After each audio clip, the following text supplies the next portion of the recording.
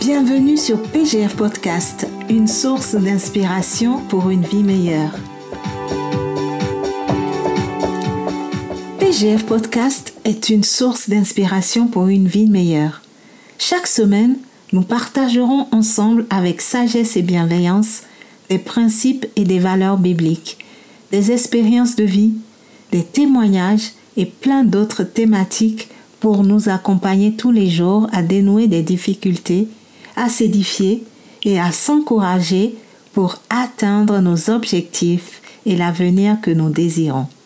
Aujourd'hui, nous parlons d'un principe très important et très puissant qui est la puissance de donner.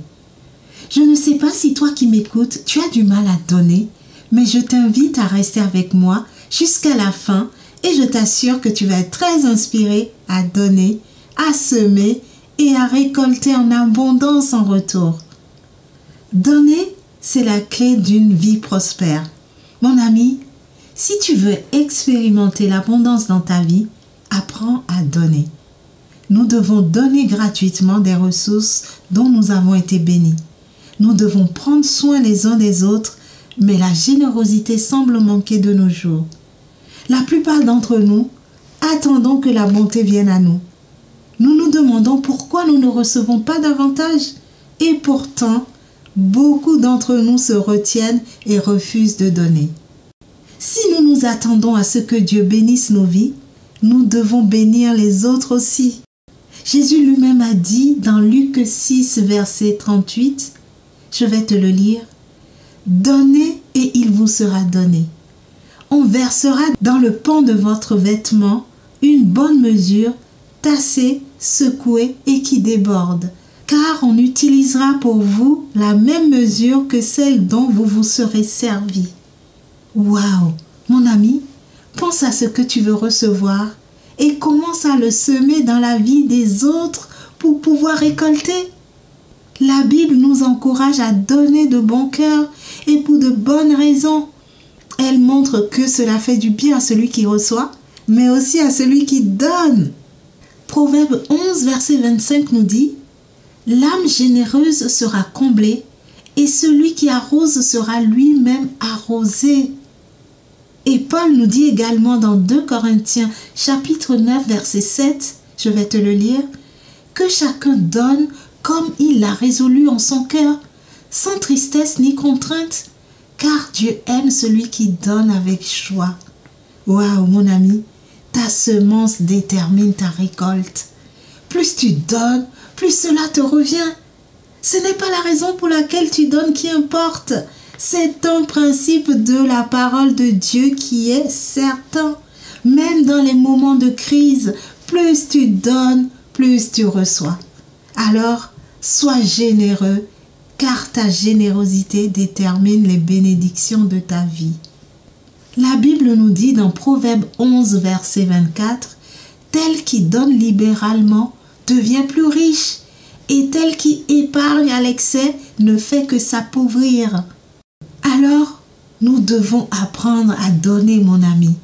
Nous devons prendre exemple sur la vie du plus grand donneur de l'histoire du monde, Jésus-Christ, qui a renoncé aux richesses et à la gloire de son royaume céleste pour venir sur terre et donner sa vie pour nous.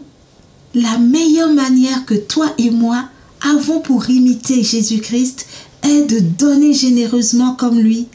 Jésus a dit lui-même qu'il y a plus de bonheur à donner qu'à recevoir. Notre principale motivation pour donner généreusement et avec joie doit être tout simplement de plaire au Seigneur. La deuxième épître aux Corinthiens chapitre 9 verset 6 nous révèle des vérités inspirantes qui doivent nous aider à donner avec joie. Je vais te lire le verset. Sachez-le, celui qui sème peu moissonnera peu, et celui qui sème abondamment moissonnera abondamment. Mon ami, ce principe est très clair. Plus tu donnes, plus tu reçois en retour. Par ailleurs, le seul passage biblique où Dieu nous invite à le mettre à l'épreuve est Malachie 3, verset 10. Je vais te le lire. Apportez à la maison du trésor toutes les dîmes afin qu'il y ait de la nourriture dans ma maison. Mettez-moi de la sorte à l'épreuve, dit l'Éternel des armées, et vous verrez si je n'ouvre pas pour vous les écluses des cieux, si je ne répands pas sur vous la bénédiction en abondance. Tu sais mon ami, Dieu honore ce qu'il honore. La plupart d'entre nous le faisons à l'envers.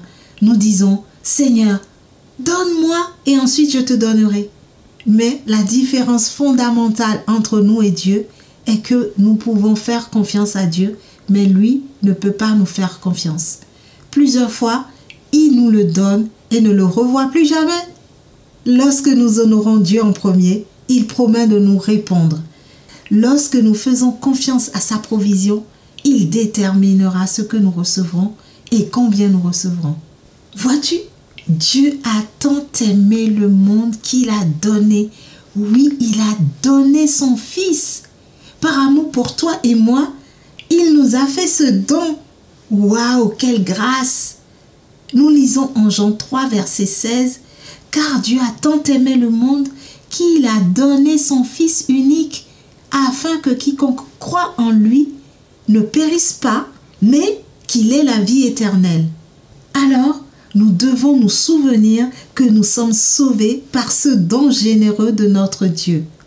Si nous faisons confiance à Dieu et l'honorons en donnant généreusement de notre temps, de nos biens et de nos talents, notre bonté reflètera celle de notre Père céleste. Alors mon ami, est-ce que tu aimes donner? Est-ce que tu as du mal à partager tes bénédictions? Est-ce que tu as peur de manquer en donnant? Est-ce que tu aimes partager ton temps? Vois-tu, donner est le moyen de recevoir. Pour ma part, oh oui, j'aime donner, j'aime partager. Je n'ai vraiment pas de mal à donner et je t'assure que je suis bénie à l'extrême en retour. Je ne manque de rien et Dieu pourvoit toujours à mes besoins. Tu sais, je vais te raconter, en 2020, lors du confinement et pendant la période du décès de mon mari, notre entourage était rempli de bienveillance envers nous. J'ai été extrêmement surprise de voir l'abondance de bénédictions que nous avons reçues de la part de nos amis de part et d'autre du monde entier. Nous avons été livrés de denrées alimentaires à domicile, des produits de première nécessité et autres pendant plusieurs semaines. D'autres amis nous ont honorés par leur présence, car c'était très important pour nous de voir du monde, d'autant plus que nous étions en confinement. Nous n'avons manqué de rien. Nous avons été touchés par les marques d'amour, de réconfort, de sensibilité, d'écoute et de prière de nos familles et amis. En effet, je peux t'assurer que la générosité détermine les bénédictions de ta vie. Tes actes posés, tes paroles prononcées sont aussi des semences dans ta vie et dans la vie de ton entourage. Ce principe est très clair, mon ami. Plus tu donnes, plus tu reçois. Nous arrivons à la fin de notre podcast. Sache que ce principe est une loi immuable. C'est la loi du donner et du recevoir, de la semence et de la récolte. On récolte ce qu'on sème, n'est-ce pas? Nous devons être généreux, mon ami, dans le don de nos biens matériels et de nos bénédictions. Si nous nous attendons à ce que Dieu bénisse nos vies, nous devons bénir les autres également. Mais mon ami, si tu as du mal à donner, mets ce principe en pratique. Apprends à donner et fais confiance à Dieu. Tu ne seras pas déçu. Tu verras au fur et à mesure que ta vie sera prospère. Pour terminer ce podcast, j'aimerais partager avec toi cette citation de Brian Tracy qui dit « Il faut donner sans se souvenir et recevoir sans oublier. » Ce principe de donner est très puissant. Mon cher ami, je te remercie d'avoir écouté jusqu'à la fin.